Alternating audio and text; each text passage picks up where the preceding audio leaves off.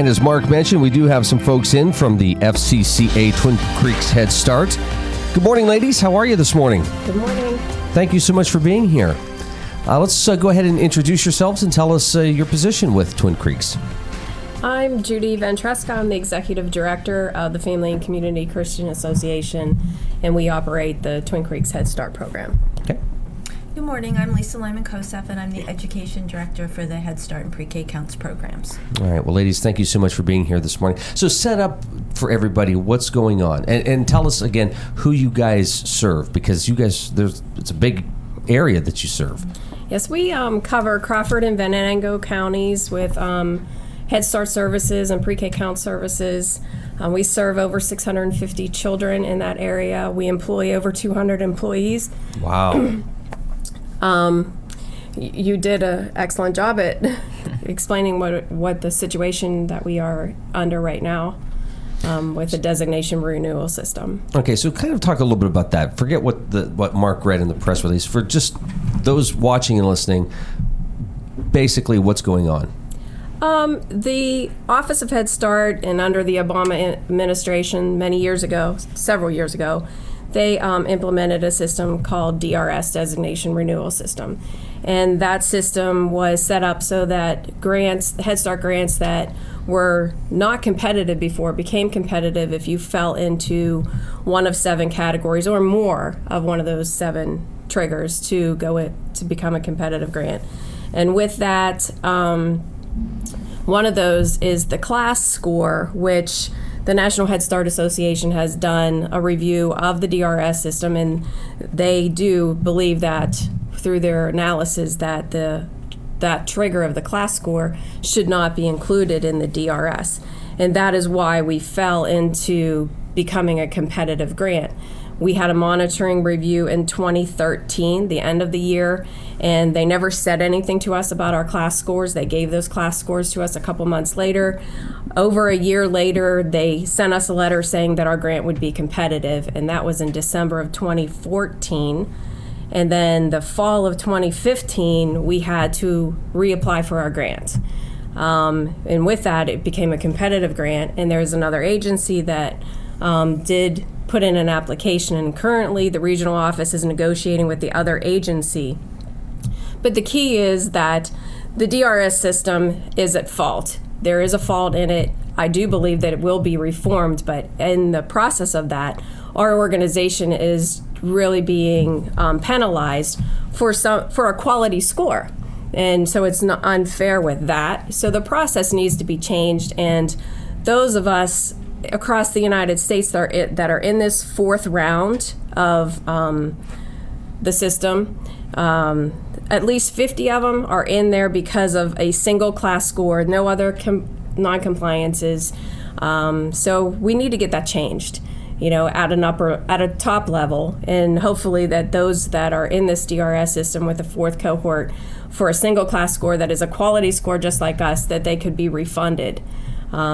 So we're just speaking out and asking people to stand behind us. We've had 40 years experience in Crawford and Venango counties serving the community. We're worried about the children. We're worried about their parents and the families that we serve, that they may not receive the quality services that we've always provided. We have connections with the school districts. We have already, we have a petition on change.org, and we have over 1,200 signatures on that. Plus, we have at least 250 signatures on a paper petition, those people that do not have access to the internet. And we also have created a video, too. And we're going to show that here in just a moment.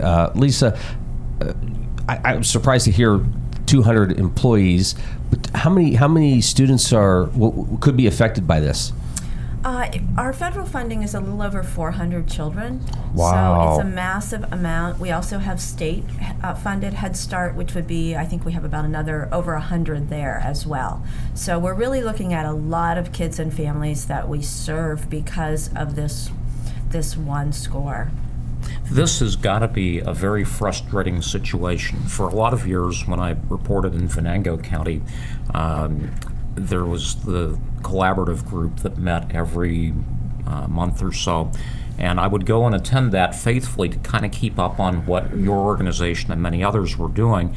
And it always surprised and frustrated me to hear the amount of bureaucratic process that each of these social services agencies, and especially the Twin Creeks program, has to participate in, not just go through, but actually navigate, to make these things happen on a regular basis. And it sounds like a lot of your effort is caught up in the bureaucratic process. That just has to be a very frustrating situation.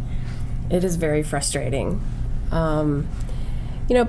Previously, they would come in and do a monitoring review, and if there was anything that was non-compliant or something that we need to improve, they gave us that period of time to make those improvements. And we always did. And now it's like they didn't even come in and say, okay, your class score, even though it's a quality score, they didn't come back in and check to see if we had made any improvements. And it's 2.5 years later, and now we're in this situation. So it's just an unfair process. And it seems very much that way. And I'm just overwhelmed sometimes by the fact that so much of your time in providing a program, of education for all of the kids that you serve is caught up in process time. So tell the folks watching and listening what's going to happen if this isn't fixed. Personally at our level or nationally? Well, personally at this level. Personally at this level, if, like right now, our lives are all, up in the air. And we've known that for 18 months.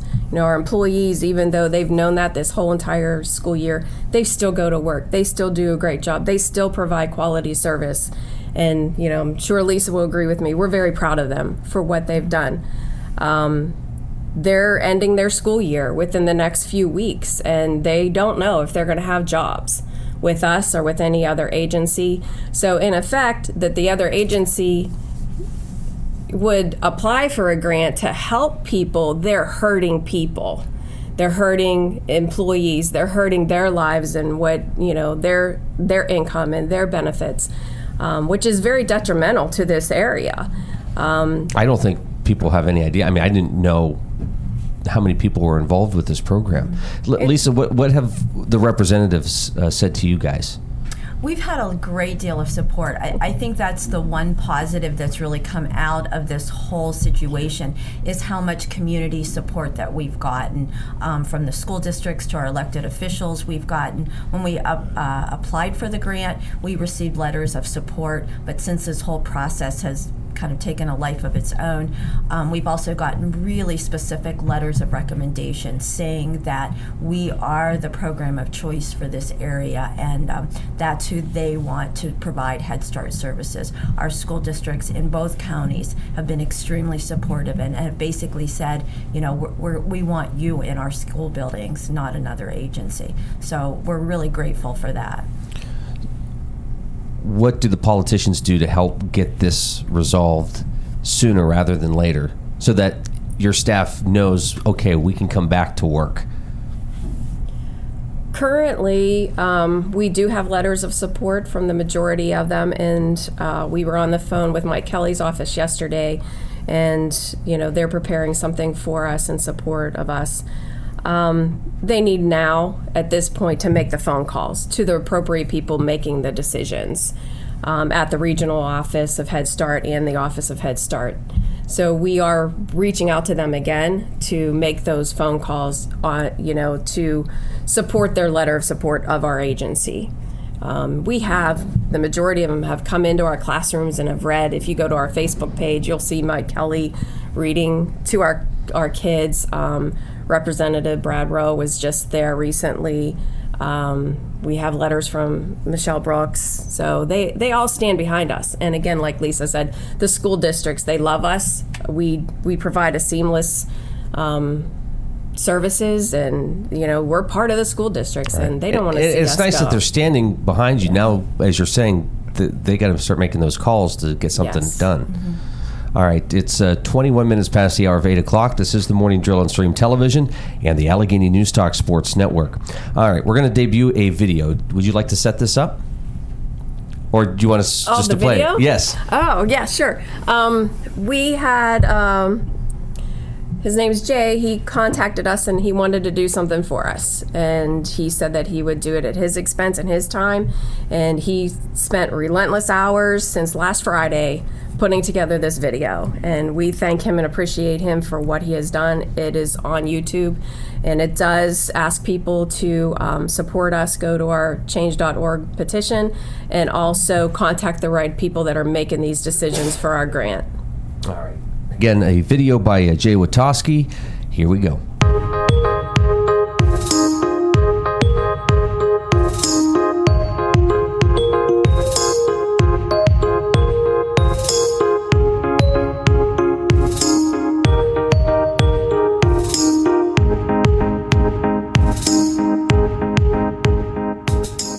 The FCCA Twin Creeks program serves children from the ages of 3 to 5 that have a variety of risk factors. These might include families from low economic backgrounds, homeless families, children who have special needs or behavior issues.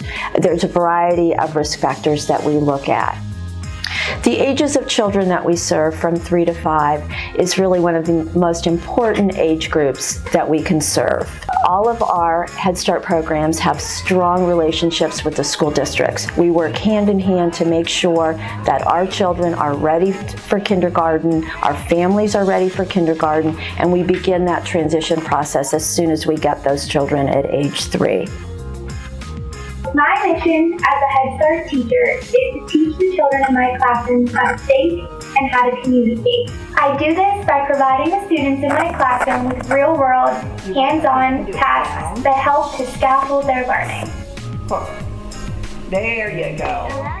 Before my son started at Twin Creeks, he wasn't even able to hold a pencil correctly. No matter how much we tried to coach him, he just wasn't able to do it. And our goal for the entire school year was for him to be able to write his name by the end of the year. When I went to his first parent-teacher conference, he was not only able to hold a pencil correctly, he could write his name, he could recognize and write almost all the letters of the alphabet, and was able to draw a stick figure, which was something he had never done before. Hear B, say Silence! Silence! The current situation that the FCCA Twin Creeks program is in involves our federal funding. Our federal funding is at risk now because our grant is up for competition. Because of the DRS review system from our 2013-2014 review from the federal government, one of our class scores, which is a teacher assessment monitoring tool, fell 5/100ths of a point below the lowest 10%. Due to this score, which was a high average to high score, we are at risk of losing our grant.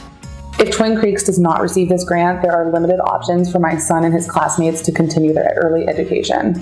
These teachers are amazing, and it's not fair for them or the students to completely change the program when Twin Creeks knows what to expect and they have the curriculum set for the kids to be exactly where they need to be when they get to kindergarten.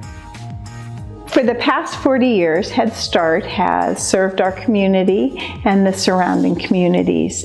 But for the past 20 years, I've had the opportunity to work collaboratively with Twin Creeks Head Start for the betterment of our children in the Titusville School District.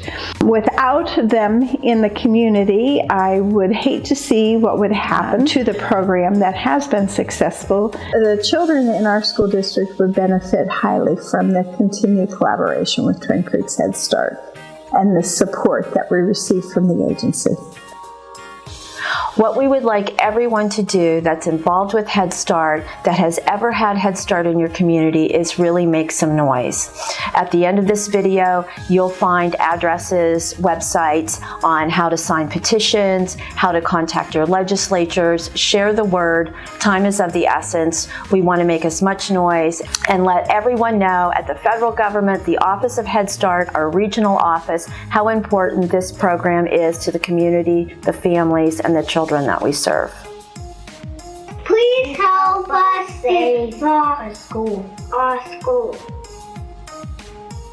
Gregory, how would you feel if you didn't have a classroom to come to anymore? Sad. What would make you be so sad? If I would miss my teacher. Is there anything else that you would miss? My friends. Your friends. What is your favorite thing about coming to school? My learning things. You like to learn things. If you didn't have your school next year, how would you feel? Sad. You would feel sad. What have you learned at school? My alphabet. What kind of things have you learned at school? Math. What else have you learned?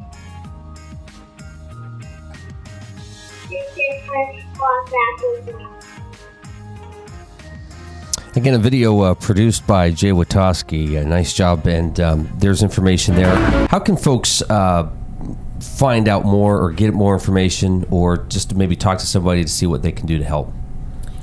They could contact me. I'm fine with that at the FCCA. Our phone number is 814-337-4279. Ask for Judy Ventresca, or they could email me. My email address is jventresca@fccafamily.com. If I'm not available, I'm sure Lisa can help and support and answer any questions that anybody has. Again, this is something that people need to act on now. Today. What's your feeling? Something going to get done?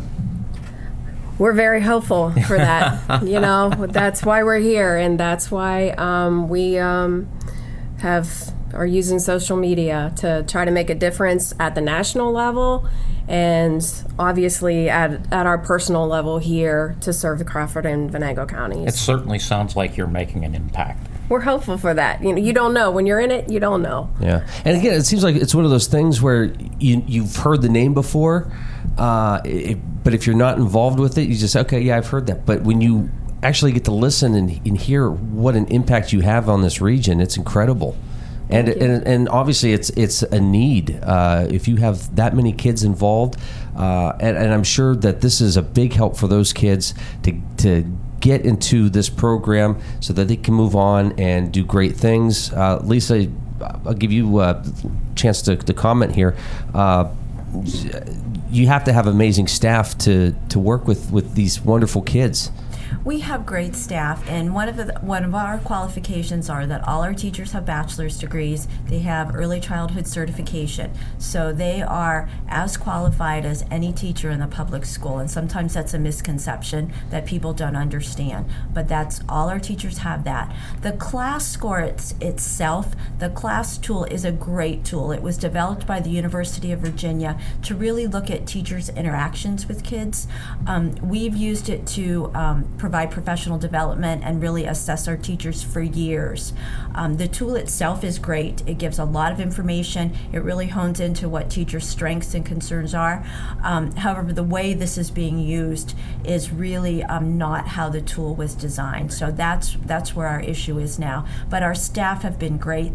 It's been a very stressful year for them, full of uncertainty, but they've hung in there and provided quality services throughout. All right, Judy, last thoughts? I would just encourage everybody to stand behind us. Everybody, I think, has heard, like you said, of our program. We do it quietly and humbly, but we do it well. And going and signing our petition and even contacting the regional office, Kathleen Pathan, and speaking your voice in our favor. All right, ladies, thank you so much for coming in today. Please come back and keep us updated on what's going on. Thank you. All right, final look at news coming up next. As across the hill and the town lit up